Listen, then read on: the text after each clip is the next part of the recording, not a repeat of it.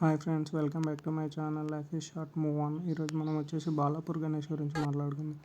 ఈరోజు సెట్ వచ్చేసి బాలాపూర్లో మనకు అయోధ్య సెట్ వేశారు. ఆ టెంపుల్ ఎలా ఉంటుంది ఏంటి అదన్నీ అటు ఇటు గరుడాలు పెట్టేసి రాముంది. ఇది వచ్చేసి బిఫోర్ 2 days నిమజ్జనానికి జనాలు బాగానే ఉన్నారు. లోపల వచ్చేసి రామాయణంకి సంబంధించిన టోటల్ రామాయణంది పిక్చర్స్ రూపంలో అది చూస్తే మనకు తెలిసిన వాళ్ళకైతే క్లియర్గా అర్థమైపోద్ది రామాయణంలో ఏం జరిగింది, ఏ పార్ట్ తర్వాత ఏమైంది.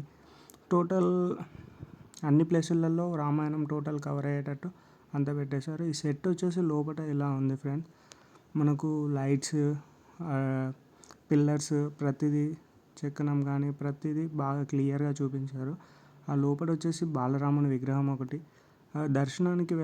గణేష్ దర్శనానికి వెళ్ళడానికి ముందు బాలరాముని చేసుకొని వెళ్ళడానికి చాలా వీలుగా ఉంది. ప్రతి ప్లేస్లో మనకు ఏం జరిగింది, సీతా స్వయంవరం ఎలా అయింది, వాళ్ళ అడవులకు ఎలా వెళ్ళారు, వాళ్ళ డాడీ ఏం చెప్పి పంపించారు. తర్వాత మనకు వచ్చేసి గణేష్ మనకు వచ్చేసి ఇక్కడ ఎఫెక్ట్స్ వచ్చేసి కళ్ళు మూచుకోవడం, తెరుచుకోవడం, మీద వచ్చేసి క్షీరసాగర వదనం, అసురులు మధ్యలో ఏం జరిగింది అదంతా చాలా క్లియర్గా మనకు హెడ్ మీద. ఇప్పుడు మనం కొంచెం ఫ్రంట్కి వచ్చి తీసుకుందాం. ఏంటంటే ఆ కళ్ళు మూసుకోవడం, లాస్ట్ టైం కూడా ఇది ఉంది, కళ్ళు మూసుకోవడం తెరుచుకోవడం. దాంతోపాటు లాస్ట్ టైం చెవులు ముందుకి వెనక్కి మూవ్ అవ్వడం. ఈసారి చెవులు మూవ్ అవ్వడం లేదు, కానీ ఓన్లీ కళ్ళు ప్లస్ మీద మనకు క్షీరసాగర వదనంది అది చాలా క్లియర్గా చూపించారు. దాని మీద శివుడు కూడా ఉన్నారు, ఎందుకంటే ఆలాహలం వచ్చినప్పుడు తాగింది అతనే కాబట్టి అతన్ని కూడా పెట్టారని అనుకుంటున్నాను.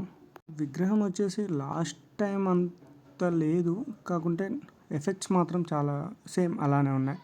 విగ్రహం సైజ్ వచ్చేసి విగ్రహం సైజ్ వచ్చేసి లాస్ట్ టైం చాలా పెద్దగా ఉండేది.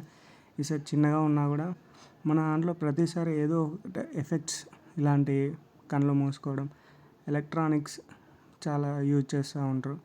ఇక్కడ దర్శనం వచ్చేసి అంటే ఖైరతాబాద్తో కంపేర్ చేసుకుంటే నార్మల్గానే ఉన్నారు జనాలు. జై గణేష్.